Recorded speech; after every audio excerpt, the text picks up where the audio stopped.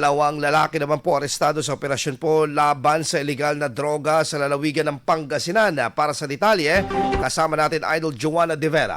104.7 IFM Report.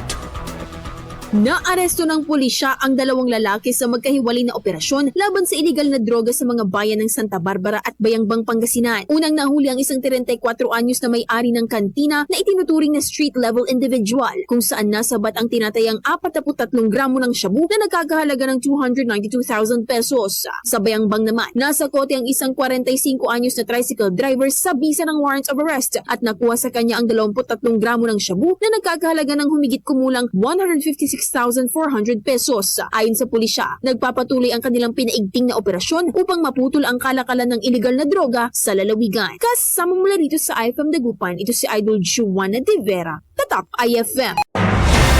IFM News. IFM News. IFM News.